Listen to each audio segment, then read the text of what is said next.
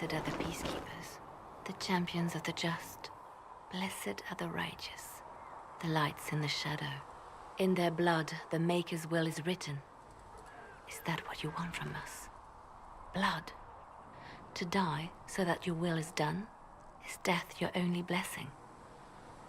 You speak for Andraste, no? What does the Maker's prophet have to say about all of this? What's his game? How is this a game? Do you see the sky? What about the temple ruins? The bones lying in the dust? Even if you didn't support the Divine's peace, you wouldn't call this right. Who could? So many innocent lives. The faithful murdered where the holiest of holies once stood. If the Maker willed this, what is it if not a game or a cruel joke? Don't ask me, I'm as baffled as you are. You probably don't even worship the Maker. Lucky. He asks a lot. The Chantry teaches that the Maker abandoned us. He demands repentance for our sins. He demands it all. Our lives, our deaths. Justinia gave him everything she had, and he let her die. I'm sorry. Her death has clearly hit you hard. Not just me. All of us. She was the Divine. She led the faithful. She was their heart.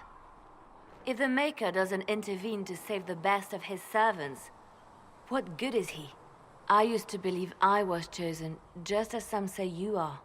I thought I was fulfilling his purpose for me, working with the Divine, helping people. But now she's dead. It was all for nothing. Serving the Maker meant nothing.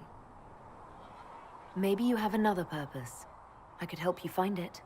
No, this is my burden. I regret that I even let you see me like this. It was a moment of weakness. It won't happen again. Come. To work, then. We will speak later.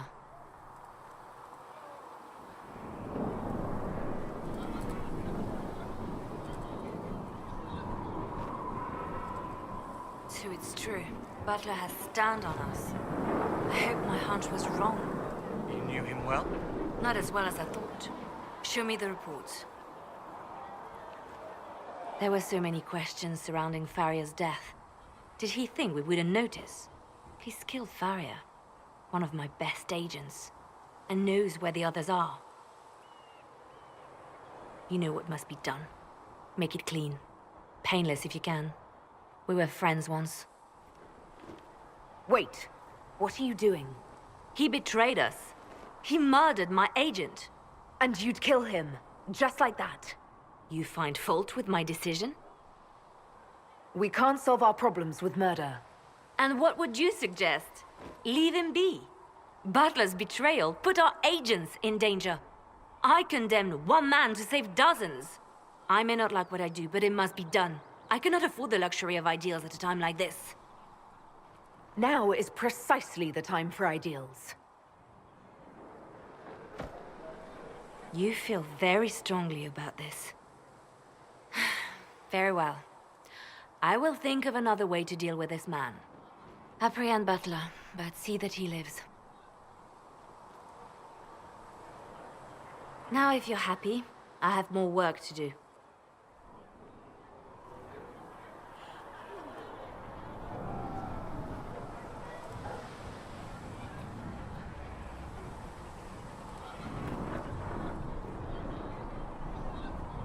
Reports of fate rifts and demons keep coming. The people are terrified, and it's only getting worse. The only thing that will calm their fears now is the hope that someone out there can save them. You have to be that someone. No one else has any power over the rifts. Seal them. Your legend will spread, and Thedas will learn to trust the Inquisition.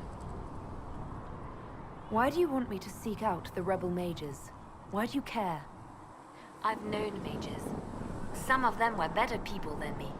And yet I'm free and they're not. It's not right. Let's talk about you. Me?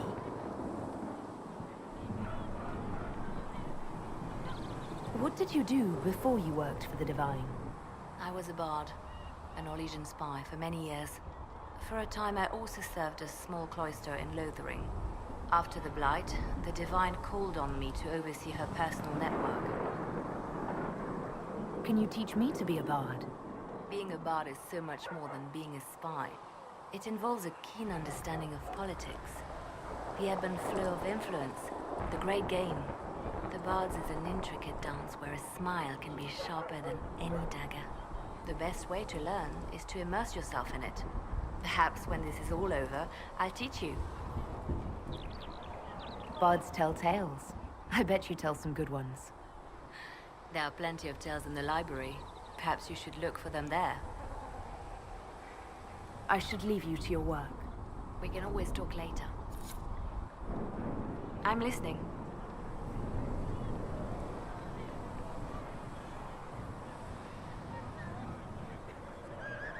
They called you the left hand of the Divine. That they did? What of it?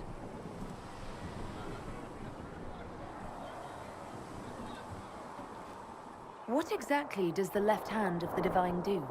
A Divine always has enemies, and Justinia had more than most. I protected her. I watched, had an ear to every door. I identified threats, and I dealt with them. Why did Justinia have so many enemies? There were many who felt she was unfit to be divine. She had a past, a worldly life. Unlike many, she wasn't given to the Chantry as a child. She chose it, and somehow that made her unworthy. And because they thought she was unworthy, they wished her harm.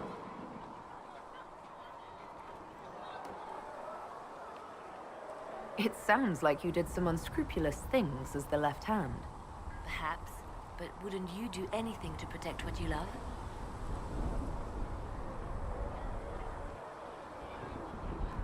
I'd like to hear about Justinia. What was she like? A friend. A mentor. Like me, she had secrets, made mistakes. It made her human. I think her followers responded to that. Was there something more than friendship between you? You're asking if we were lovers? Typical. I was devoted to her, therefore it must be romantic. Love is common. Love is simple. My bond with Justinia was something greater. She was a sister, a mother, a teacher. So to answer your question, yes, it was more than friendship. How did you and Justinia meet? I met her a long time ago, before she became divine. Before she was Justinia. When I met her, she was Mother Dorothea. I was at my lowest. Broken, lost. And she saved me. No, wait. She hates it when I say that. I saved myself. She just showed me it was possible. We'll talk more later. I'm listening.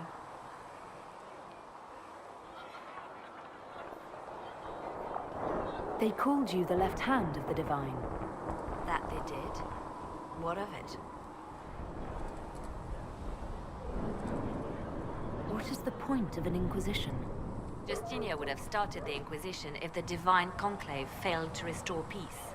She hoped that with enough support, we could challenge the very tenets of the Chantry.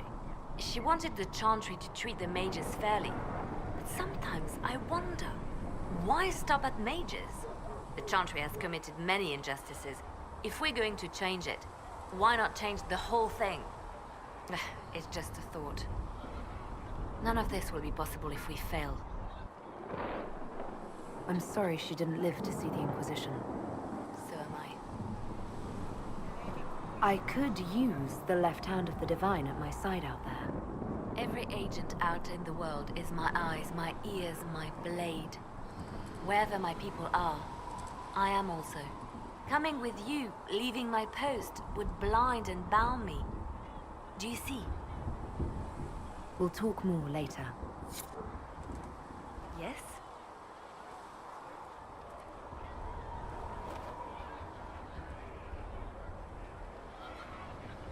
You seem to know a great many people. I have made friends, and on occasion enemies. It's unavoidable. You have a history with the Warden who entered the Blight. don't you? I count him among my closest friends. I still write to him for advice when I can. He hasn't replied to my letters in some time. I try not to worry about it. He can take care of himself. They say you spent some time in Lothering. Did you know the champion? We spoke a few times. I seldom left the Chantry, and we never became more than casual acquaintances. I saw more of the Hawk twins. Bethany in particular. She would spend time in meditation at the Chantry, and she seemed to like my stories. The other one, the young man, he was a little surly. I did encounter the champion again later in Kirkwall. Those were terrible times.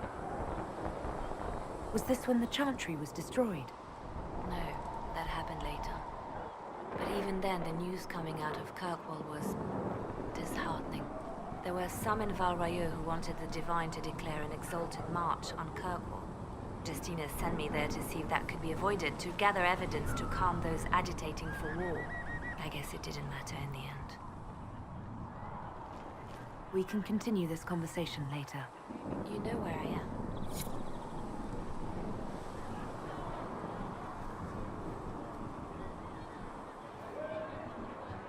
Did you need something?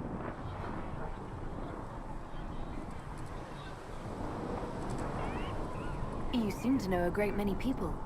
I have made friends, and on occasion enemies. It's unavoidable. You seem to know Josephine quite well. I met her a long time ago, but we didn't become good friends until years later. After the Blight, in fact. I'd just returned to Val Royeaux, and she welcomed me back by throwing a diplomatic ball. She was the Antivan ambassador at the time, you see. The ball was... all right. Too many politicians. At midnight, Josie and I left to find a real party. We've been friends ever since. What do you consider a real party? It's not a real party until someone's small clothes are pinned to a chantry board. And that's all I'm saying about it. We can continue this conversation later. You know where I am.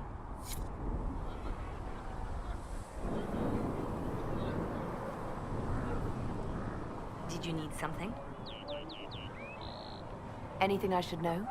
I've nothing to report at the moment. I'll leave you to your work.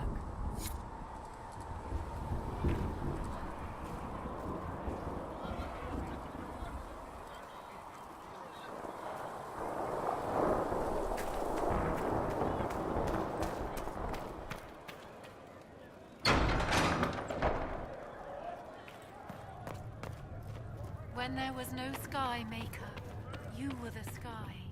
When there Researcher was Minave no wishes earth, to you verify were that the earth. infections have decreased When in there number. was nothing, Yes. you were Thank you for your everything. Tell me, are you happy this way, with everything you feel and dream cut away? I no longer talk to There dragons. was no word for heaven I see. or for earth, for May sea girl go or with you. sky. All that existed was silence. Then the voice of the Maker rang out, the first word, and his word became all that might be. Greetings, Herald of Andraste. How fares your quest to seal the breach? I'm doing everything within my power. A task, such as closing the breach, is a heavy burden. I hope you do not carry it alone.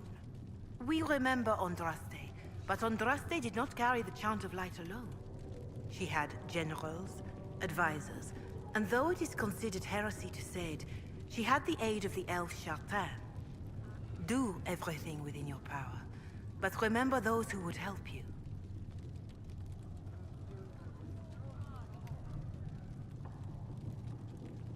I appreciate your insight, Mother Giselle. Take it for whatever it is worth. You walk a difficult path, and there is little enough I can do to aid you. In any case, I pray this Inquisition proves less brutal than its predecessor.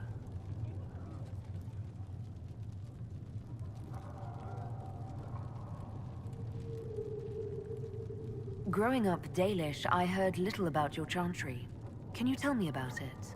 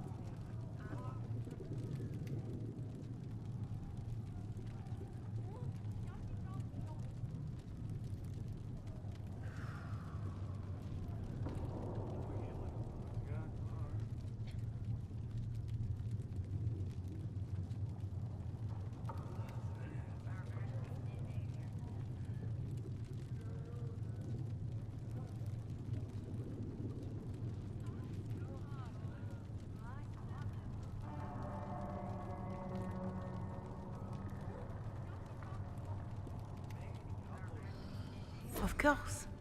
Too many think that the Chant of Light should only be sung by humans. The truth is that knowledge of the Maker and Andraste should be open to all who wish to learn of him. We believe the Maker created us, and that mankind's sinful nature caused him to turn away.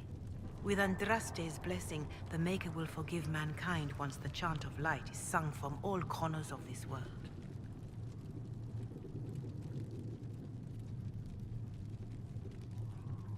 Why does the Chantry allow only human women to become priestesses? The official doctrine is that elves and dwarves have turned further from the Maker than humanity. And as for men, the chant holds that they are more vulnerable to anger or passion. But in truth, it is simply political, added after Andraste's death, like too many of our beliefs. If you don't believe these restrictions are what Andraste wanted, why haven't you tried to change them? Has the current state of the world not taught you the folly of fighting too many battles at once? I chose to use what power I had to help peasants forgotten by the nobles of Orlais. I believed there would be time to address their inequality under the Chantry once we had saved them from starving. What is your stance on magic? Andraste put it simply. Magic must serve man, not rule over him. However, those words must be put into the proper historical context. Andraste led a rebellion against the Tevinter Imperium, whose magisters controlled most of the world at the time. Even then, she never called for all mages to be put to death. She believed in peaceful coexistence. I don't recall the Chantry being as tolerant of magic as you describe. No. The Chantry is an imperfect vessel, pulled in every direction by those who would steer its course. Yet the Templars rebelled precisely because divine Justinia was not restrictive enough. Perhaps the Inquisition will find a better way. There were calls for an exalted march to put down the Mage Rebellion. What was your opinion? It was ignorant gossip. An exalted march only succeeds when it carries the will of the people. Even then, it cannot be undertaken lightly. People are too easily frightened. We cannot destroy everything they fear. An exalted march is justified only against a true threat to this whole world. It is an offense to the Maker to use it as a political bludgeon, or as a means of spreading the chant of light. A pity voices like yours were not louder when an exalted march crushed my people. That is a hotly debated matter in some circles of the Chantry.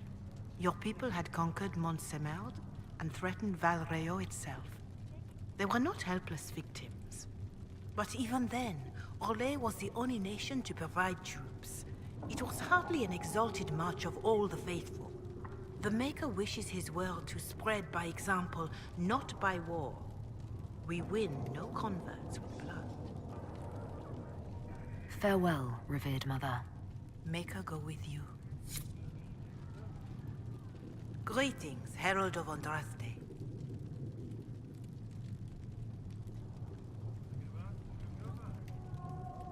Do you know who the Grand Clerics will choose as the next Divine?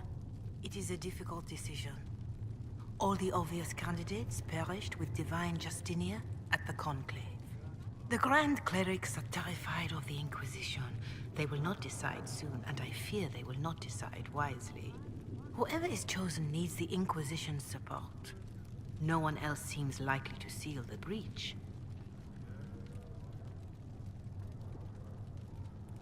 Can you tell me about the original Inquisition? The original Inquisition was formed after the First Blight, well before the Chantry as we know it. The Inquisitors were hunters, zealots, who tracked and killed cultists and dangerous mages. As Andraste rose to power, the Inquisition came into her service. Instead of hunting those who would do harm, the Inquisitors spread the chant of light by force. It must be difficult to follow the chant of light knowing how it's spread. Indeed. I have always believed that the Maker wished us to spread the chant of light by example, not violence. In any case, Once the chant of light had spread far and wide, there was less need for zealots. The Inquisitors became the seekers of truth, and eventually the Templars.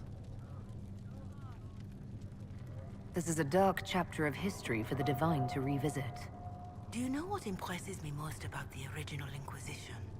They fought horrific battles, killed and died for their cause, and when it was time, they put their swords away. Perhaps the name was divine, Justinia's message, that when the Inquisition is needed, it will strike without mercy. But when its work is done, it will put its sword away. How are the people doing after what happened at the Conclave? They are scared, of course. Many have lost homes or loved ones. I doubt many will sleep well until you have sealed the breach. I have offered what help I can. The rest is for the Inquisition. What more do you wish to know?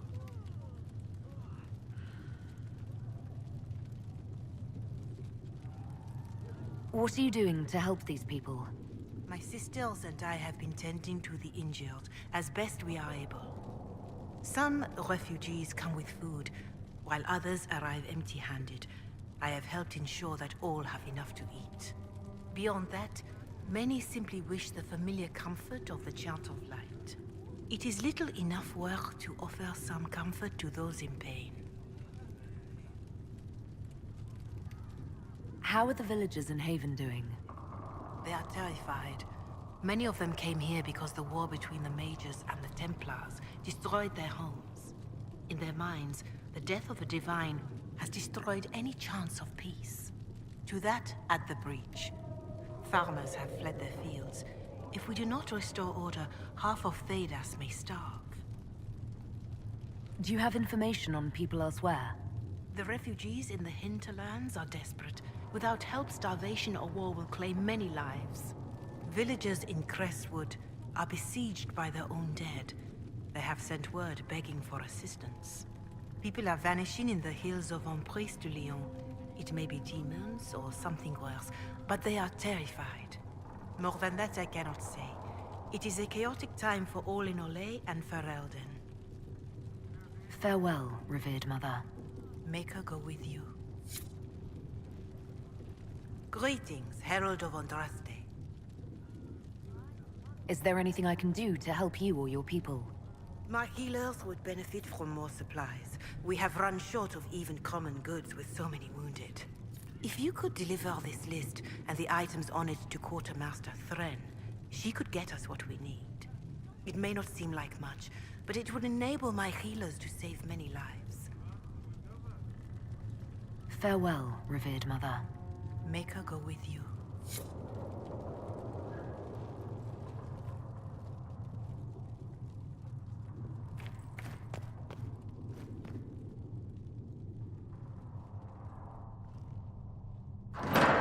The Inquisition cannot remain, Ambassador, if you can't prove it was founded on Justinia's orders. This is an inopportune time, Marquis. More of the faithful flock here each day. But allow me to introduce you to the brave soul who risked her life to slow the magic of the breach. Mistress Lavelan, this is the Marquis d'Aurelion, one of Divine Justinia's greatest supporters. And the rightful owner of Haven. House d'Aurelion lent Justinia these lands for pilgrimage. This Inquisition is not a beneficiary of this arrangement. This is the first I've heard of Haven having an owner outside the Chantry. My wife, Lady Machin of Denver, has claimed to Haven by ancient treaty with the monarchs of Ferelden. We were honored to lend its use to Divine Justinia. She was a woman of supreme merit. I will not let an upstart order remain on her holy grounds. People have been injured. You can't just turn them out onto the snow. And who benefits if they stay? Divine Justinia, Marquis. The Inquisition, not the Chantry, is sheltering the pilgrims who mourn her. Why is the Chantry ignoring the faithful? Because it remains in shock.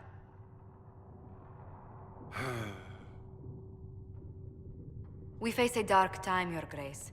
Divine Justinia would not want her passing to divide us. She would, in fact, trust us to forge new alliances to the benefit of all, no matter how strange they might seem.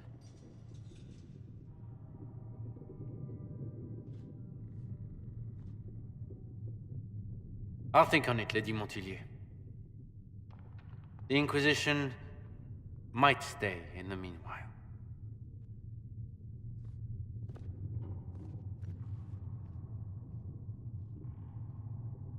Do the Durelions actually have a claim on this place? His Grace's position is not so strong as he presents it. Despite their Ferelden relations, the Durelions are our legion. If the Marquis wishes to claim Haven, Empress Dalene must negotiate with the Ferelden on his behalf. Her current concerns are a bit larger than minor property disputes. I apologize for the intrusion. I didn't realize you were meeting with the Marquis. You did little harm. In truth, the debate was most beneficial as practice for those to come. You expect more people in Haven? Undoubtedly. And each visitor will spread the story of the Inquisition after they depart. An ambassador should ensure the tale is as complimentary as possible.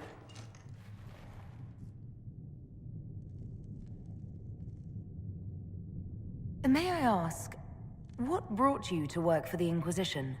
Sister Leliana approached me. We've been acquainted for quite some time. For better or worse, being the Inquisition's diplomat has become as interesting as she promised. What sort of dealings have you had with nobility? For some years, I was the royally appointed court ambassador from Antiva to Orlais. The nobility of Thedas is a rather singular sphere.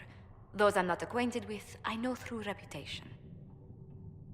The Inquisition is lucky to have you as an advocate, Lady Montilyet. Thank you. Let us hope so. Thedas' politics have become agitated as of late. I hope to guide us down smoother paths. But please excuse me. I've much work to do before the day is done.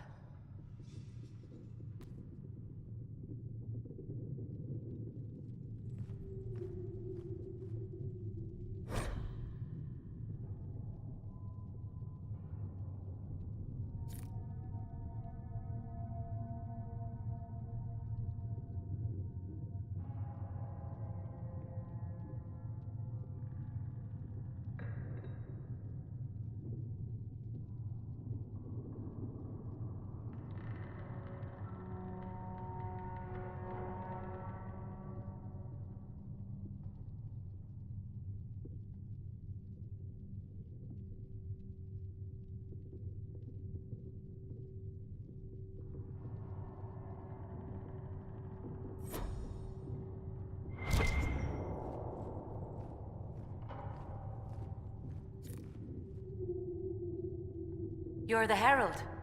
Or, well, the one they're calling the Herald, anyway. It's odd to see them accepting a mage as their hero. Especially a Dalish elf. One look at your face and it's clear you were never part of a circle. My name is Maeve. I research demons and other creatures. Seeker Pentagast and I use what I find to help the soldiers fight them. You said you were a mage? No, just an apprentice. Circle mages must prove themselves in a ritual called the Harrowing. I was never very good at magic. I've got just enough talent to be a danger to other people. But when the mages rebelled, people like me had nowhere to go. The Templars would have killed us. Luckily, Seeker Pentagast took me in, along with the Tranquil I was protecting.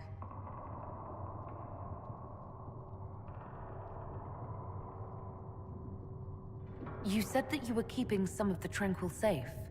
Yes. The mages took some of them when my circle rebelled, but the rest were forgotten.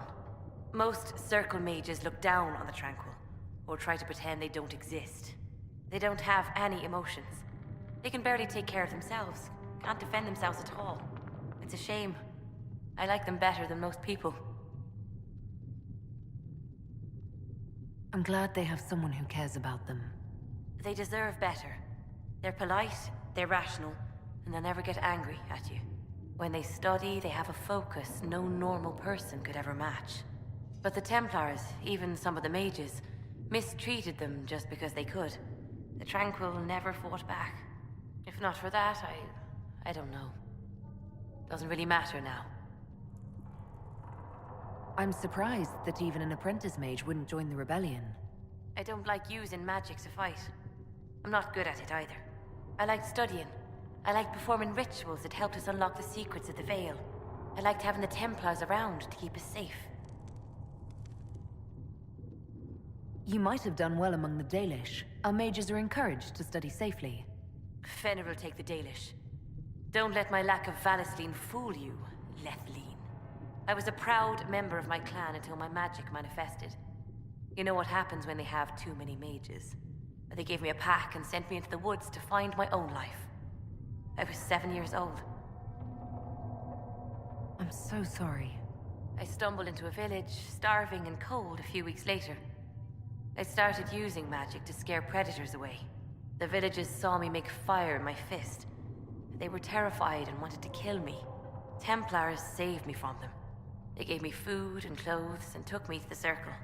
I've seen what life is like without the Templars, and I want no part of it. I just want to study. You said Cassandra has you researching creatures. Yes. If you find anything interesting in your travels, I'd appreciate you bringing it to me. I may be able to find some weakness our soldiers can exploit when fighting various creatures. At the least, some materials are useful for making potions or gear for the Inquisition. Why did you decide to research dangerous creatures? I like the outdoors. The idea of the outdoors, anyway. When some monster is coming at you, glowing eyes and burning claws, it's terrifying. But once you know how it works, you can deal with it. It's just another part of the world. So much of this world is only frightening because we don't understand it. I found something the demons left behind. Can you use it? Yes, that's very helpful. Just leave it there and the Tranquil and I will examine it.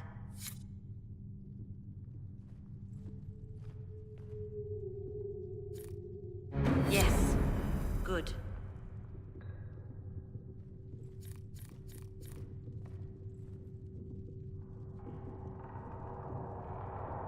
You've brought back some fascinating things. We're putting them to good use. I'll speak with you later. Thank you again for what you've brought back.